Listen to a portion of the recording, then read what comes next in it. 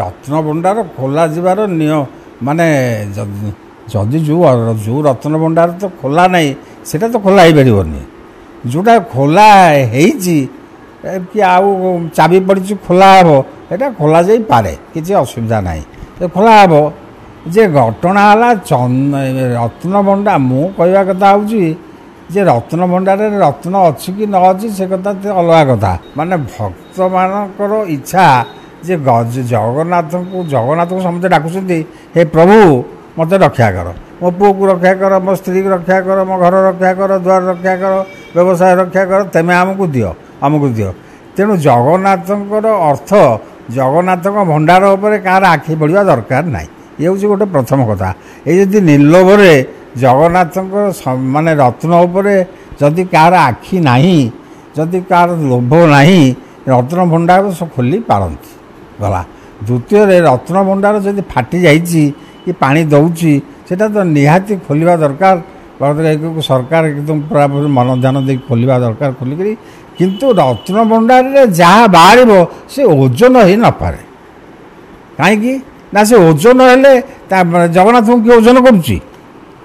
ଜଗନ୍ନାଥଙ୍କ ହେଲେ ଓଜନ ଦିଅନ୍ତି, ତାଙ୍କର ମନରେ ସେ ଓଜନ ଆଡ଼ିକି ଦେବ। ସେମିତିକା ଏତିକି ଜିନିଷ ହେଲା, ଏତିକି ପିସ୍ ହେଲା, ଅମୁକ ହେଲା, ବର୍ତ୍ତମାନ ଗଣିକି ତାକୁ ଥୋଇଦେବ। ଗଣା ଯାଇପାରେ। ଜଗନ୍ନାଥଙ୍କ ସବୁ ଗଣା ହେଉଛି ନା ଆଉ, ଏଇ ଏତେ ମୂର୍ତ୍ତି, ସେତେ ମୂର୍ତ୍ତି, ଏତେ ମୂର୍ତ୍ତି। ଜଗନ୍ନାଥଙ୍କର ଗୋଟେ ଓଜନ ହେବ କ'ଣ? ସାପ ବାପ କିଛି ନାହିଁ, ସେଇଗୁଡ଼ା ସବୁ ଭୁଲ ଧାରଣା। ସାପ କାହିଁ ତା ଭିତରେ ଆସିବ? ନାଇଁ, ସେ ଯାହା ତମେ ଦିଅ, ସେ ଭୋଗ ଦିଅ, ଯାହା ଦିଅ, କିଛି ସାପ କିଛି ନାହିଁ। କି ମହାପ୍ରଭୁ ତମକୁ କିଛି ରୋକିବାର ତା ଭିତରେ ନାହିଁ। ନାଇଁ, ସେ ଭୟ କରିବା କିଛି ଦରକାର ନାହିଁ। ଆରେ ତମେ ଭଲ ପିଙ୍ଗା ଯାଉଛ, ଭଲ ମନରେ ଯାଉଛ, ମାନେ ପୁରାପୁରି ମହାପ୍ରଭୁଙ୍କ ଉପରେ ମନ ଦେଇକି ଯିବା ଦରକାର। ଆମେ ମହାପ୍ରଭୁଙ୍କ ଉପରେ ମନ ଦେଇକରି ଠିକ୍ ମାର୍ଗରେ ପହଞ୍ଚି ଆମର ମନ ଥିଲା ବୋଲି ଜଗନ୍ନାଥ ରକ୍ଷା କଲେ, ନହେଲେ ନାହିଁ ତ ଆମେ ସମସ୍ତେ ଯାଇକି ଜେଲରେ ବସିଥାନ୍ତୁ। ଘଟଣା କ'ଣ ବୁଝୁଛ ନା? ତେଣୁ ମନ ଧ୍ୟାନ ଦେଇକରି ବର୍ତ୍ତମାନ କରାଯିବ ଯେ ବର୍ତ୍ତମାନ ମହାପ୍ରଭୁ ତୁମର ତ ଏଇ ଘରଟା ଭାଙ୍ଗିଗଲା, ବହୁତ ଦିନ ତଳେ ତିଆରି ହେଇଥିଲା, କି ପାଣି ଦେଉଛି, ଆମେ ତାକୁ ମରାମତି କରିବୁ, ପାଣି ଗୁଡ଼ାକ ଅସୁବିଧା ହେଉଛି, ଆଉ ଯାହା ଜିନିଷପତ୍ର ଅଛି ସେଗୁଡ଼ା ସବୁ ଠିକ୍ଠାକ୍ ଜାଗାରେ ନାହିଁ, ଆମେ ତାକୁ ଗୋଟେ ସେଡ଼୍ କରିକିରି ସୁବିଧା ରଖିବୁ।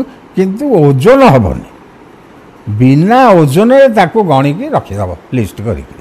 ଓଜନ ଯଦି କରିବ ତମ ଉପରେ ସେଇଟା କ୍ଷତି ଆଣିବ। ରତ୍ନଭଣ୍ଡାର ଖୋଲାଯିବନି, ପାଣି ତା ଭିତରେ ଦେବ, ଆଜି ଖରାପ ହେବ, ଜିନିଷ ନଷ୍ଟ ହେବ, ଆଉ କେତେ ଦିନ ହେଲା ସବୁ ରହିଲାଣି। ସେଇଟା ସବୁ ସଫାସୁତୁରା ହେବା ନିହାତି ଆବଶ୍ୟକ। ତମକୁ ତା ଭିତରେ ନିରାଡମ୍ବରରେ ବସିବ, ସାପ ଭାବର କିଛି ଚିନ୍ତା ନାହିଁ, ବସ ତା ଭିତରେ।